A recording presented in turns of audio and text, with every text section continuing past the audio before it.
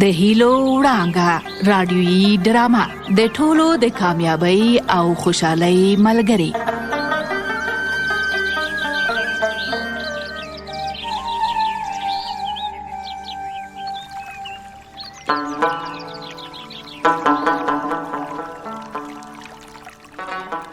زه په خپلو اوسیدونکو ویاړم.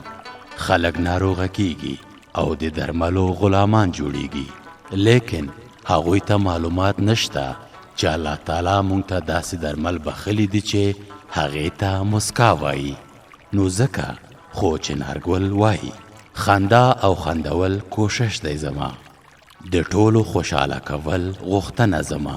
که څوک مې یاد کړي او که نه کړي، د هر چا یادول عادت دی زما. د کاکا خوشحال په وینا زما درد د هر چا لپاره د خندا سبب کېدی شي، لیکن زما خندا به د هیڅ چا لپاره د درد سبب نشي.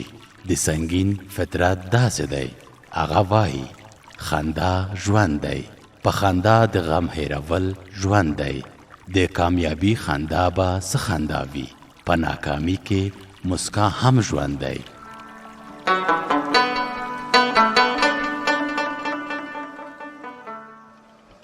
چنارګله، چنارګل دی جان، کور دې له غلې ډک شه.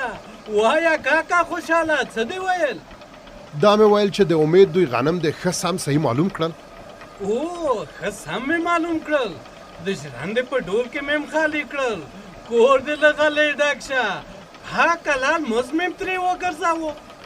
ښه دې وکړه، مقصد چې په تله کې کمی او زیاتی درنه ونه شي، بیا به هم ستا غاړه بندوي هم زما. وایم بېغمه اوسه، کور دې له غلې ډک شه. د مز غنم داسې پاک و حلال وګڼه لکه د مور شیدې. خدای دې عزتمن لره، ګلالی سړی او ګل ګل کارونه کوي. آخر د چا شاګرد یم، د ګل سړي کاکا خوشحال. زه به لیونی غرتې پرتې کوم، خو کاکا خوشحال په ښو او بدو، په حق په ناحق ښه پوهولی یم. ته خپله ښې او خدای د ښو هدایت درته کړی. په رموز پوهې او په نرۍ خبره د سر خلاصېږي. یاره کاکا خوشحاله، دا خبره دې نو بیخي رښتیا وکړه. ته چې څپ کړې ما وې چې وربشې دي، ته چې خبره راواخلې نو زما ایله پې سر خلاص شي. کاکا خوشحاله، تا او چنارګل څنګه خاندئ؟ لږ ما هم په خبره پوه کړئ چې په خندا کې در شریک شم. راځه راځه امیده، په پره کې را شریکې. ته هم همداسې بې ډوله راګډ شه او کټ کټ له خندا نه شین شه. چنارګله، تا او کاکا خوشحال دی، خدا همداسې خوشحاله ولري. ستاسو ژرنده د چا خبره د ستړیو دمه ځای دی. د هوښیار سړي دی وایم بلا ورکه شي. همداسې ده، په اوړي کې د ژرندې چنار یخ سیوری، په ژمي کې د ژرندې تر څنګ تود پیتا وی، شین چای ورسره توره ګوړم ذات د څه وایي.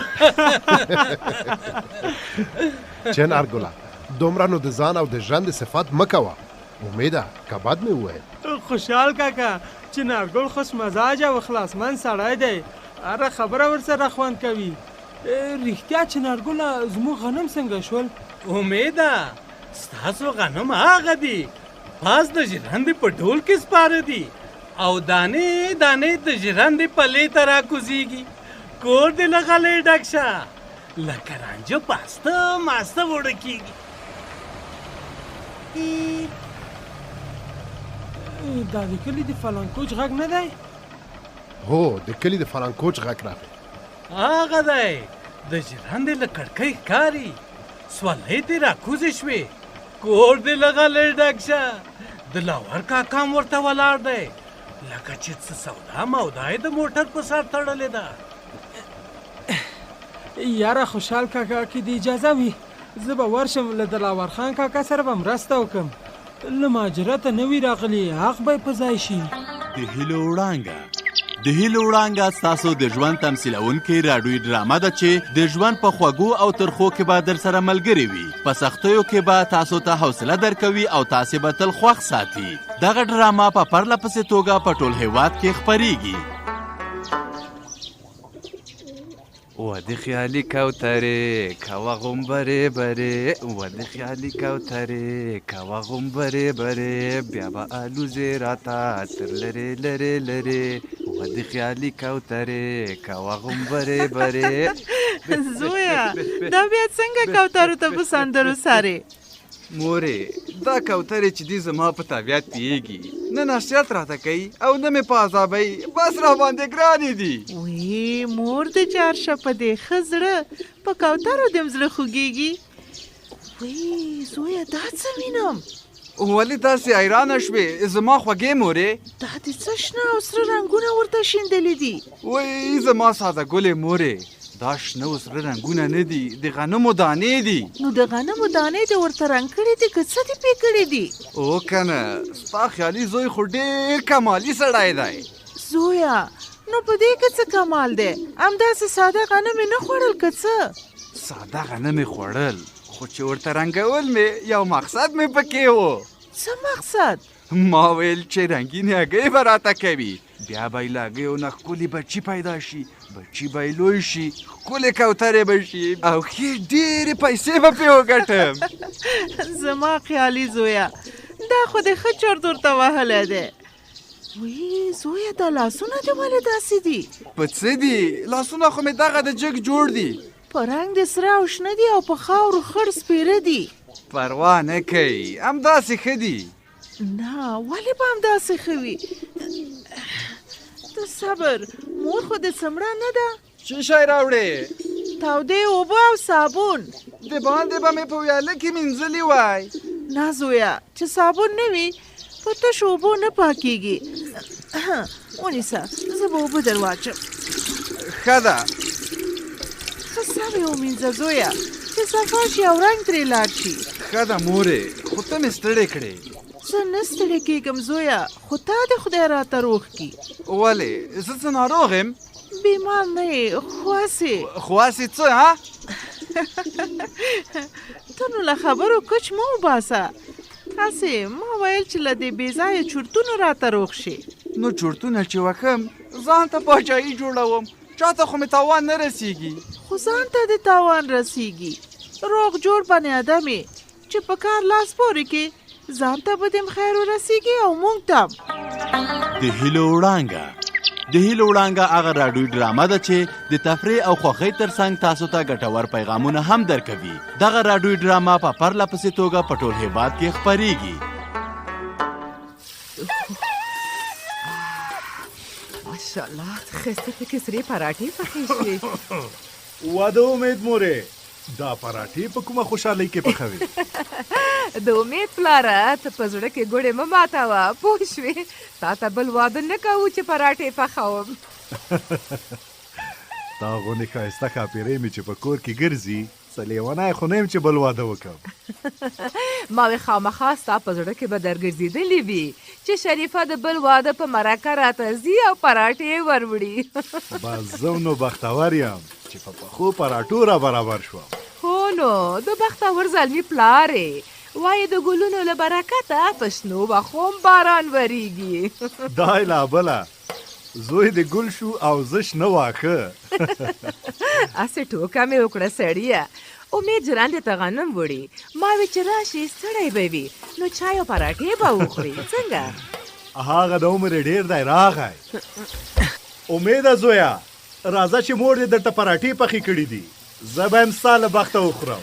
پلاره یو بوجې بل هم په ژرنده کې پاتې ده هغه به هم راوړم بیا به چای وڅښم. ګوره زویه پلار دې ښه وایي راځه ټول به په ګډه دا چای او پراټې سره وخورو بیا به وروسته بله بوجۍ هم راوړې څنګه زویه؟ دا خو به نو ډېر خوند وکړي چې یوې خواته مې مور ناسته وي بله خواته پلار او زه په دې منځ کې چې ورسره دې د مور د لاس خوږې پراټې او د شیدو چای هم وي. دغسې دلته په دې صوفه دې پیتاوې ته کښېنئ. مورې ته هم راځه دلته کښېنه. مور دې جار شه ته صبر چې زه دا چای درته واچوم. دا څه وایې مورې له موږ سره هم لاسونه شته دا د چای به زه واچوم. نه پوهېږم چې پراټې به څنګه وي خوند به یې ښه وي که نه؟ وایم دومره خوندورې دي چې ګوتې ورسره خوړل کېږي. نه نه ګوتې به ورسره نه خورې چې بیا د ډانټر ته نه شي وړی. یاره مورې ته خو دې ژوندی وې چې په هره خبره مو خوشحالوي او خندوي. سمه دمه ګل خندانه کاپیرۍ ده چې وخاندي دا شاوخوا ژیړ ګلونه شي. کوم دی زه خو دلته یو ګل هم نه وینم. رښتیا پلاره دلاور خان کاکا مې ولیده هغه له مهاجرته چې نوي راستنه شوي دي. ښه څه یې ویل؟ څه نه ویل له بازاره یې څه سودا راوړې وه. ما دا پوښتنه ترې وکړه چې اوړه یا نور څه خو به یې کم نه وي. چې داسې ده زه به یې له مېرمنې نه پوښتنه وکړم که یې وړو ته یې ضرورت و موږ به ورسره مرسته وکړو. د هیلو وړانګه هغه راډیو ډرامه ده چې د تفریح او خوښۍ ترڅنګ تاسو ته ګټور پیغامونه هم درکوي. دغه راډیو ډرامه په پرله پسې توګه په ټول هېواد کې خپریږي. مورې السلام علیکم. وعلیکم سلام مور دې جار شه. څنګه زویه ستړی مشي؟ خدای خو دې راته ژوندی لره مور جانې بېتا دې نه شو. زویه بیلچه دې څنګه در سره وړې وه؟ هغه د کور مخې ته د خوسا اوبو کنده نه وه چې موږ ډکه کړه. ښه هلته مې د صوفې غوندې یو ځای جوړوه. د څه لپاره؟ خو موږ چې تر څو خپل کور جوړوو حجره پکې ودانه وو که په نن سبا کې څوک میلمانه راتلل هلته به ورسره کینو. دا خو دې ډېر ښه کار کړی دی. په لاسونه دې برکت شه. ته خبرې چې کلیوال څومره دعاګانې درته کوي. کلیوال ډېر ښه خلک دي خو ودې نه ویل چې کوم خدمت مې کړه چې دعاګانې راته کوي مور جانې. وی زویه دا کم خدمت و چې کلیوال دې د خوسا اوبو له عذابه خلاص کړل. بس تم راته دعا کوه مور جانې چې کلي ولس ته مو ډېر خیر ورسیږي. الله دې یو لاس د سرو زرو که او بل دې سپینو. وایم چې خاورې اخلیم الله دې درته سره زر وګرځوي. آمین. وی دا خو ملالۍ دوی راغلل. څنګه زویه سترګې مو روښانه؟ سترګې مو تل روښانه مور جانې. پلاره ته او ملالۍ دواړه ستړي مشئ. خیر وسې سنګینه زویه. په خیر راغلی ستړي مشئ. ژوندی وسې مورې. مور دې جار شه. ته صبر چې چای درته تیار کړم. ستړي به یاست اوبه تیارې دم دي. ملالۍ ګلې په بازار کې د ساعت تیر شو؟ هو ډېر. پلار مې کتابچې او رنګین راته واخیستې. تاسو خو ویل چې یوه ښکلې ډالۍ او تحفه به م راوړو. هغه کومه ده؟ ملالۍ ورته ووایه. هغه مو د دروازې شاته ایښې ده. سنګین لالا دې راوړي. ته صبر زما ورته تلوسه شوه چې په بیړه یې راوړم. مورې تر هغو دې زه په لاسونه سترګې پټوم. نو سترګې مې ولې پټوې؟ په رښتیا چې دا لویه تحفه او ډېر د ژوند لپاره د ګټې شی دی. اوس دې سترګې خلاصوم. مورې ویې ګوره. نو دا خو د لاس مینځلو اودان دی. ما وی یا به میوه راوړئ یا نوې جامې. میوه به م راوړې جامې به م راوړو خو دا ډېر د کار شی دی. لالا مجبور یم چې د اودان په ګټه مې مور زه پوکم. د هیلو وړانګه هغه راډیو ډرامه ده چې د تفریح او خوښۍ ترڅنګ تاسو ته ګټور پیغامونه هم درکوي. دغه راډیو ډرامه په پرله پسې توګه په ټول هېواد کې خپریږي.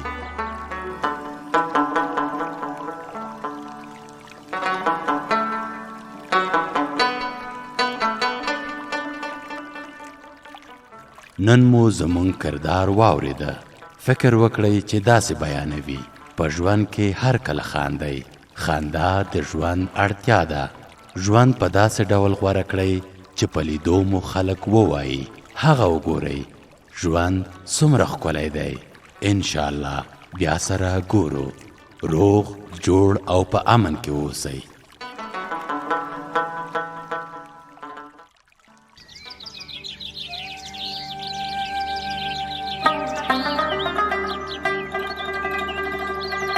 د هیلو وړانګه راډیویي ډرامه د ټولو د کامیابی او خوشحالۍ ملګری.